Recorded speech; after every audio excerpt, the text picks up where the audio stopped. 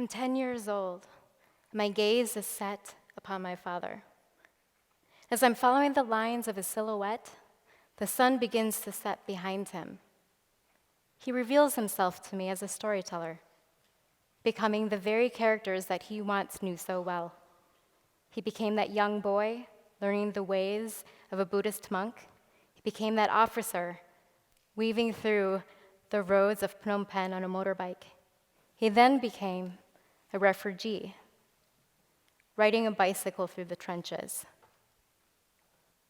And lastly, an immigrant stepping on snow for the very first time.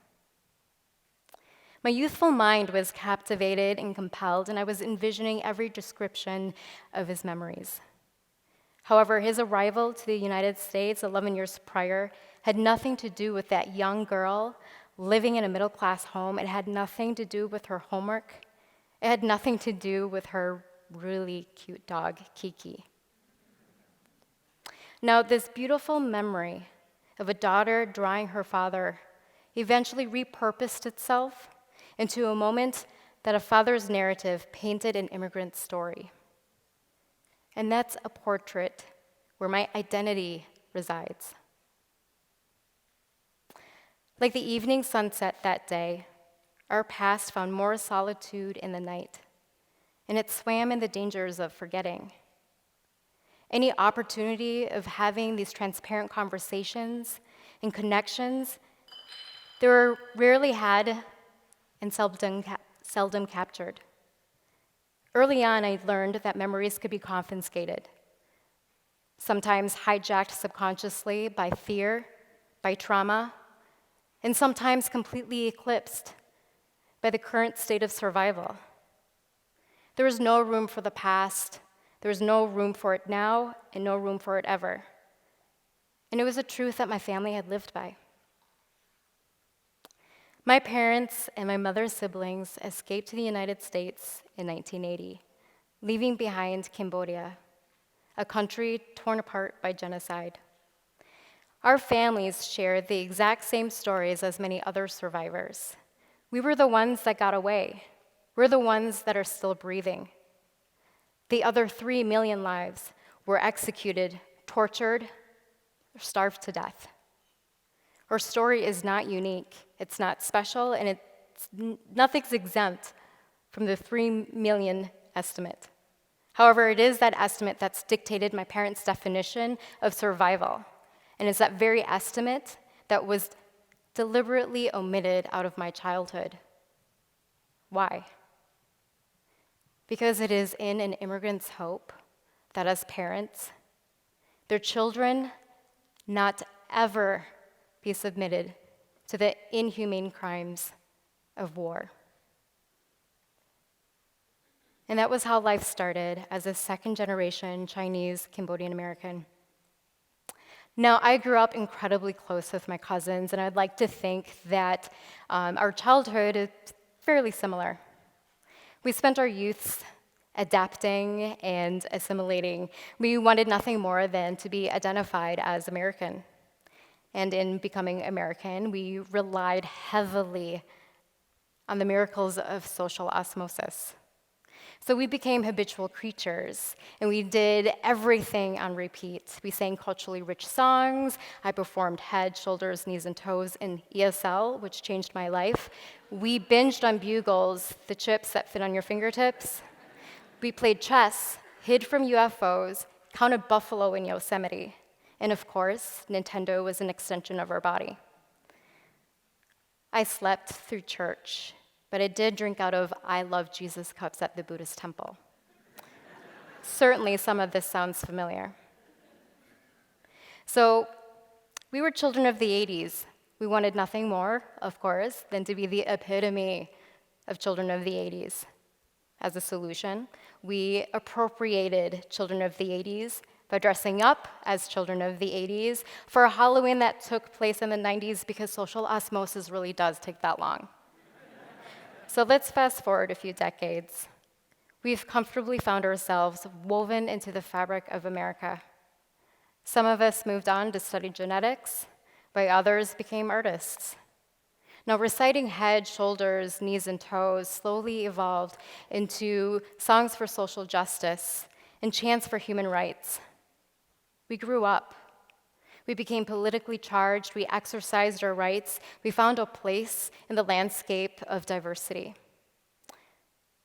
Our parents' dreams for us came true, but it came at a cost of distortion.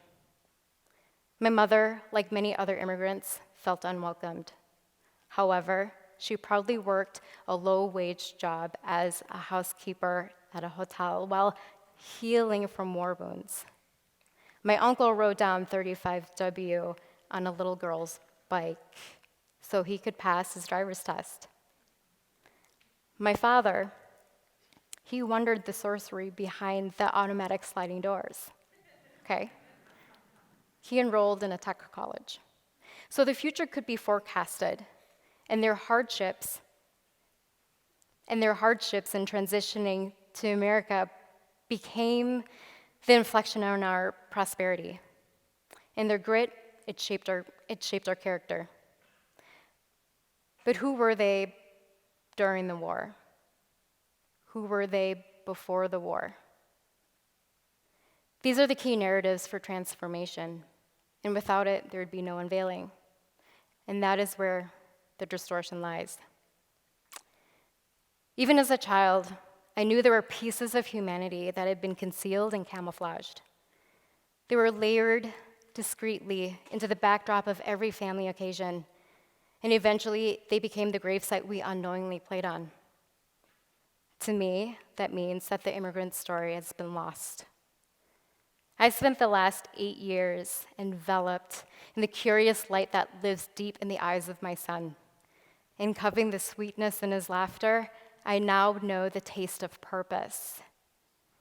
His universe is truly the most magical and happiest place I've ever explored. But yet at the same time, I was feeling very unsettled. I was pivoting between the realities of a refugee crisis and the invisibility of my own story. I was questioning the heritage and the world of uncertainty that my son would eventually have to explore within me. It was this inner conflict that motivated me to travel to Germany. My uncle had spent 3 years searching for the doctor that had saved his family's life. He assisted them, navigated them through the borders.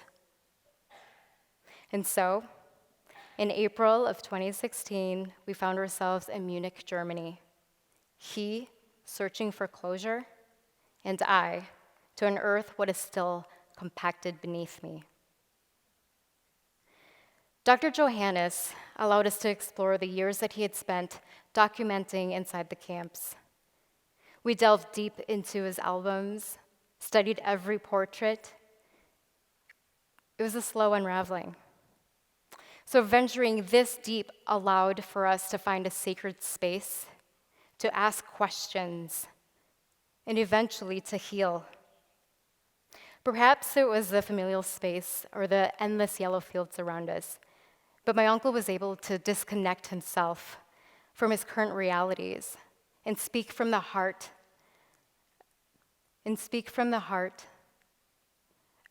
of the pain, and speak from the heart a past that hurt him.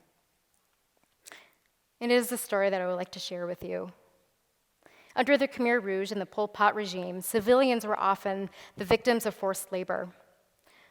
Soldiers honored cigarette breaks in lieu of lunch breaks to keep workers stimulated. And as a non-smoker, my uncle, collected these cigarettes and was able to barter for a parcel of meat.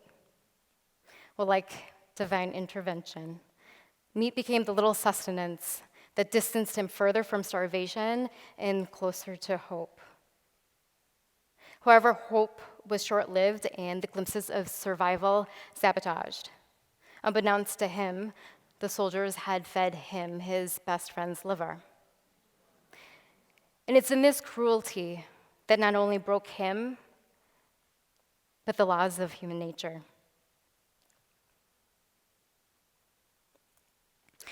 I didn't leave Germany any less angry than when I arrived. However, It did pave a safe passage between the past of an assimilating child of the 80s and the authentic present of someone who is now enriched with truths that I can now call mine. My parents had given up years to rebuild a future, but they're still tending to the graves of what war stole from them. And as a child of immigrant parents, I urge you, whether immigrant or not, to visit these grave sites where memories, experiences, and truths remain hidden. There are pieces of humanity that have been concealed and camouflaged, and they've been camouflaged as irrelevant stories. We camouflage these stories because we can't bear them, but at the same time, we can't tell the truth without them. They absolutely must be kept. So with compassion, I do ask that we revisit our stories. We revisit everything and seek the uncensored guttural truth. Because that's who we are, and that's all that we have left. And wouldn't that be a portrait that we'd like to have?